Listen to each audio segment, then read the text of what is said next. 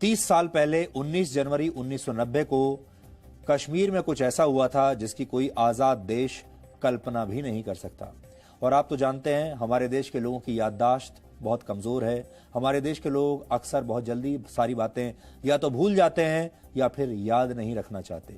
19 जनवरी 1990 की रात को कश्मीर के लाखों कश्मीरी पंडितों को अपना घर बार छोड़ना पड़ा था और जिन कश्मीरी पंडितों ने अपना घर नहीं छोड़ा उनमें से सैकड़ों को खुलेआम मार दिया गया था, कत्लेआम कर दिया गया था।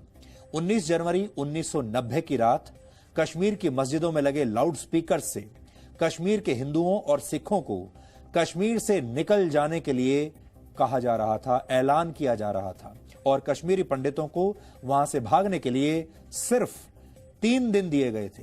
कहा जा रहा था कि 3 दिन में सब कुछ छोड़कर जम्मू कश्मीर से भाग जाओ वरना मार दिए जाओगे।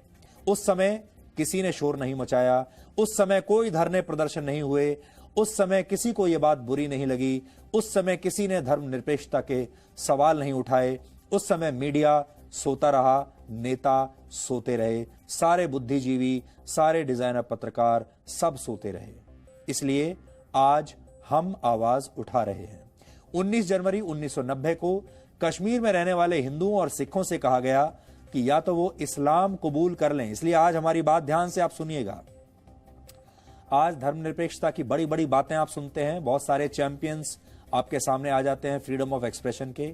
फिर से आप सुन लीजिए, खुलेआम ये कहा गया कश्मीरी पंडितों से कि या तो वो इस्लाम कबूल कर लें यानी अपना धर्म परिवर्तन कर लें या फिर कश्मीर छोड़कर चले जाएं और या फिर मरने के लिए तैयार रहें। ये इसी आजाद भारत में हुआ था जहां चुनी हुई सरकार चल रही थी। 1990 की बात है। इससे पहले जम्मू कश्मीर में पहले भी बहुत सारी संख्या में, बड़ी संख्या में कश्मीरी पंडित मारे गए थे।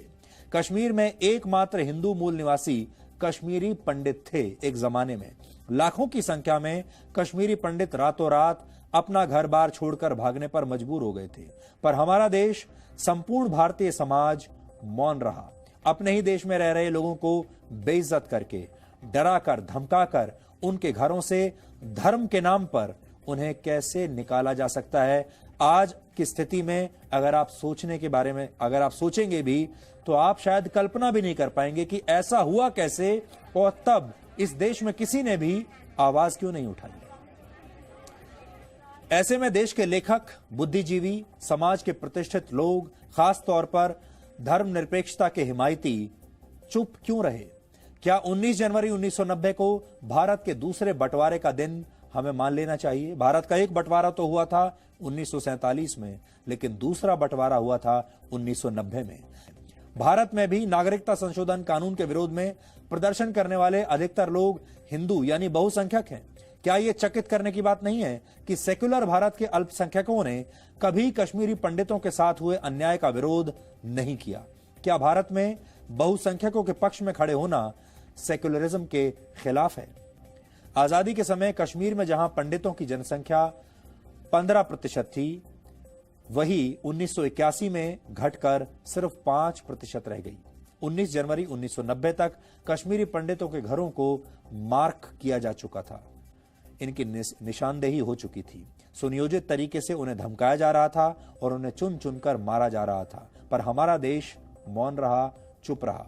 उनका मानना था जब तक कश्मीर में कश्मीरी पंडित रहेंगे, कश्मीर में इस्लाम का एक छत्र राज स्थापित नहीं हो पाएगा।